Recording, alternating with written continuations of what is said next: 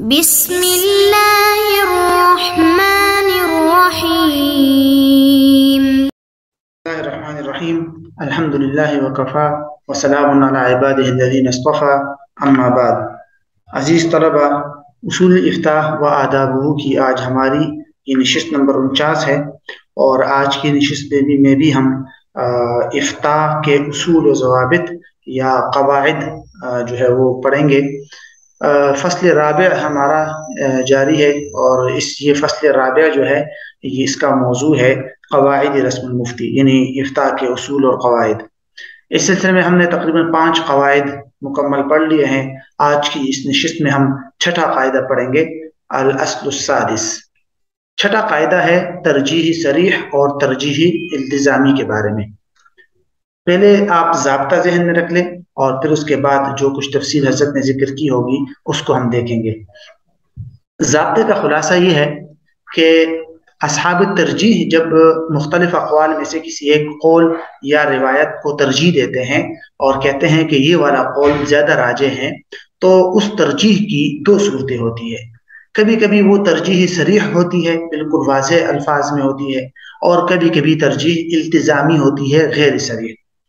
تو جہاں پر صریح اور واضح الفاظ میں ترجیح موجود ہو اسی پر عمل کیا جائے گا، اور اس کے مقابلے میں ترجیح التزامی پر عمل نہیں کیا جائے گا، بلکہ ترجیح التزامی کو چھوڑا جائے گا۔ البتہ اگر ترجیح صریح موجود نہ ہو کسی جگہ پر، تو وہاں پر ہم ترجیح التزامی پر عمل کریں گے، اور ترجیح التزامی کی بنیاد پر فتویٰ دیا جا سکتا ہے۔ یہ تو ہے یہ ضابطہ اور یا یہ قاعدہ جس کا خلاصہ آپ کے سامنے آ گیا۔ اس کے تحت حضرت نے جو تفصیلات ذکر کی ہے اس کو سمجھنے کے لیے آپ یوں سمجھیں کہ جیسے ہم پہلے پڑھتے آئے ہیں کہ اصحاب کبھی کبھی کسی مسئلے کے بارے میں علماء کے مختلف اقوال ہوتے ہیں، 2-3 آراء ہوتی ہیں، تو اس سلسلے میں جو ہمارے اصحاب الترجیح کا جو طبقہ ہے فقہا کا، وہ ان مختلف اقوال اور مختلف روایات میں کسی ایک کو ترجیح دے دیتے ہیں اور کہتے ہیں کہ یہ والا قول دوسرے کے مقابلے میں زیادہ راجح ہے اور اس پر فتویٰ دیا جائے۔ اب یہ جو ترجیح دیتے ہیں یہ ترجیح کی مختلف صورتیں ہوتی ہیں، یا سمجھیے کہ 2 قسمیں ہوتی ہیں۔ ایک ترجیحی صریح ہے پہلی قسم، اور دوسری قسم ہے ترجیحی التزامی۔ ترجیحی صریح کا مطلب ہوتا ہے بالفاظ صریحہ، یعنی ترجیح میں الفاظ صریحہ اور واضح الفاظ استعمال کیے جائے، جیسے یوں کہا جائے کہ هو الصحیح، هو الاصح، به یفتى، علیہ الفتوى، وهو المعتمد۔ بہرحال اس طرح کے الفاظ استعمال کیے جائے۔ اور دوسری قسم ہوتی ہے ترجیحی التزامی۔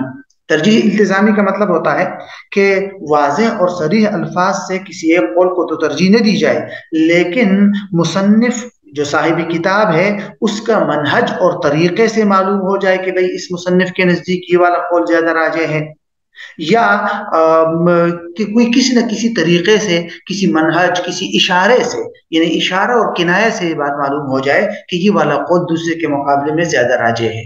تو اس طرح اشارات اور غیر صریح الفاظ اور منہج یہ کے ذریعے جو جس قول کی ترجیح معلوم ہو جائے اس کو کہتے ہیں ترجیحی التزامی۔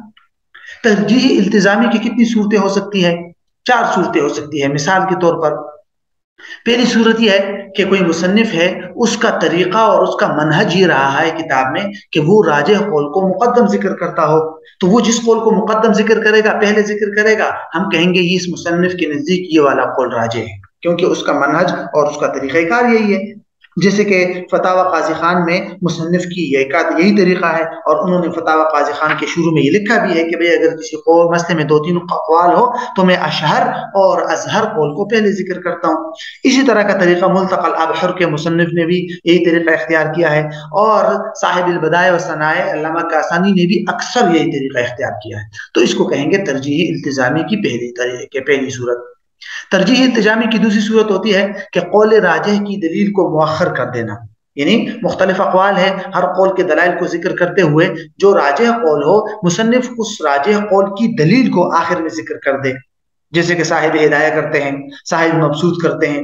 وہ کیا کرتے ہیں کہ دیگر اقوال ذکر کر کے ان اقوال کے دلائل بھی ذکر کرتے ہیں، اور پھر آخر میں راجح قول کی دلیل ذکر کرتے ہوئے سابقہ دیگر جو اقوال تھے ان کے دلائل پر رد بھی کر دیتا ہے، ان کے جوابات بھی دے دیتا ہے، اور آخر میں جو ہے راجح قول کی دلیل بھی ذکر کر دیتے ہیں۔ تو صاحب ہدایہ اور صاحب مبسوط کا طریقہ کار یوں رہا ہے ترجیح التزامی کے بارے میں۔ ترجیح التزامی کی تیسری صورت جو ہے وہ ہے قول راجح کی دلیل کو ذکر کرنا. یعنی کبھی ایسا ہوتا ہے کہ باقی اقوال کی دلائل کو ترک کر دیا جائے، مصنف چھوڑ دے اور صرف ایک قول کی دلیل کو ذکر کر دے، تو یہ اس بات کی دلیل ہے کہ بھئی مصنف کے نزدیک یہ قول راجح ہے. اسی طرح نمبر 4 پہ ہے متون میں موجود ہونا. کوئی مسئلہ اگر متون کے اندر موجود ہے تو یہ اس بات کی دلیل ہے کہ یہ مسئلہ راجح ہے، اور اگرچہ یہ ترجیح التزامی ہے لیکن یہ مسئلہ یعنی اس کو ایک قسم کی ترجیح حاصل ہے. متون معتبرہ کون سی ہے؟ جیسے البدایہ، مختصر القدوری، المختار، النقایہ، الوقایہ، الکنز، الملتقى، اس طرح کے جو متون ہیں، کیونکہ متون ہے ہی اسی لیے کہ ان کے اندر راجح اقوال ذکر کیا جائے، تو کسی مسئلے کا، کسی قول کا متون کے اندر ہونا ہی اس بات کی دلیل ہے کہ بھئی یہ قول راجح ہے. اب اگر متون کے اندر کوئی قول ہے تو اس پر فتویٰ دیا جائے گا، لیکن اگر اس متون والے مسئلے یا متون والے قول کے خلاف اصحاب ترجیح نے ترجیحی صریح کسی اور قول کو دی ہے اور ترجیح صریح موجود ہے متون کے خلاف والے مسئلے یا متون کے قول کے خلاف ترجیحی صریح موجود ہے، تو پھر ترجیحی صریح کو لیں گے. مثال کے طور پر متون کے اندر مسئلہ ہے کہ بغیر ولی کے نکاح جو ہے وہ منعقد تو ہو جاتا ہے، البتہ ولی کو اعتراض کا حق حاصل ہوگا. متون کے اندر یہ مسئلہ ہے کہ اگر لڑکی ولی کی اجازت کے بغیر غیر کف میں نکاح کر لے تو نکاح ہو جائے گا، لیکن ولی کو نکاح توڑنے کے بارے میں اعتراض کا حق حاصل ہوگا. لیکن مشائخ نے اور اصحاب ترجیح نے حسن بن زیاد رحمہ اللہ کے قول کو ترجیح صریح دی ہے، وہ یہ ہے کہ ایسا نکاح سرے سے منعقد ہی نہیں ہوگا. تو اب متون کے قول کو چھوڑ کر ترجیح صریح والے قول کو لیں گے کہ یہ نکاح سرے سے منعقد ہی نہیں ہوگا. تو یہ ہے خلاصہ الاصل سادس کا، یعنی چھٹے اصول یا چھٹے ضابطے کا. اب ہم ذرا ترجمہ دیکھ لیتے ہیں. حضرت فرماتے ہیں کہ اصحاب ترجیح سے جو ترجیح ہے وہ کبھی کبھی صریح ہوتی ہے اور وقد یکون التزاما، اور کبھی کبھی یہ ترجیح جو ہے یہ التزامی ہوتی ہے. فحیث لم یوجد الترجیح الصریح عمل بالترجیح التزامی، کہتے ہیں جب ترجیح صریح نہ پائی جائے تو پھر ترجیح التزامی پر عمل کیا جائے گا، اور جب ترجیح صریح موجود ہو تو پھر اس کو التزامی پر مقدم کیا جائے گا.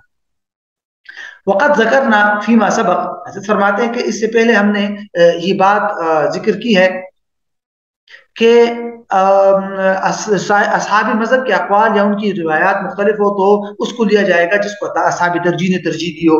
ٹھیک ہے، یہ ہم نے ذکر کیا ہے. اب ترجیح کی دو قسمیں ہیں، ایک ہے صریح، ایک ہے التزامی. صریح وہ ترجیح ہے جو بالکل واضح اور صریح الفاظ کے ساتھ ہوتی ہے، جیسے کہ فقہاء کہتے ہیں کہ هو الصحیح، هو الاصح، به یفتى، علیہ الفتوى، هو المعتمد، یا اس جیسے دیگر الفاظ جن کے مراتب جو ہے وہ اگلے قاعدے کے اندر وہ آئیں گے. تو یہ ہے ترجیح صریح. ترجیح التزامی کیا ہوتی ہے؟ فرماتے ہیں اما ترجیح الالتزامی فما لم یکن بالفاظ صریحہ، ترجیح التزامی ہوتی ہے جو واضح الفاظ سے نہیں ہوتی بلکہ اس پر مولوی صاحب کتاب یا کسی معروف مفتی کا مخصوص اور مشہور منہج جو ہے وہ دلالت کرتا ہے، اور اس کی مختلف صورتیں ہوتی ہیں. الصورت الاولی، پہلی صورت کیا ہے اس کی؟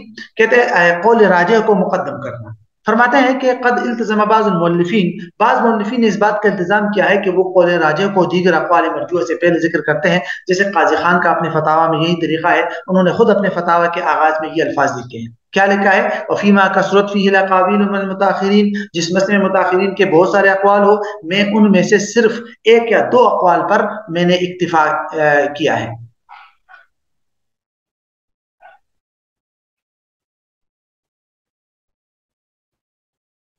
اور فرماتے ہیں کہ میں نے اس کے اندر جو اظہر قول ہے اس کو مقدم کیا ہے، جو اشہر ہو اسی سے میں نے افتتاح کی ہے، اجابۃ للطالبین، تاکہ طلبہ کی ضرورت پوری ہو جائے اور مسائل کی رغبت رکھنے والوں کو ایک قسم کی سہولت ہو. یہی طریقہ منتقل ابحر کے مصنف کا بھی ہے، جنہوں نے معتمد قول کو دیگر اقوال پر مقدم کیا ہے. صاحب بدائع کے صنیع سے بھی یہی معلوم ہوتا ہے کہ وہ بھی اکثر اسی طرح کرتے ہیں.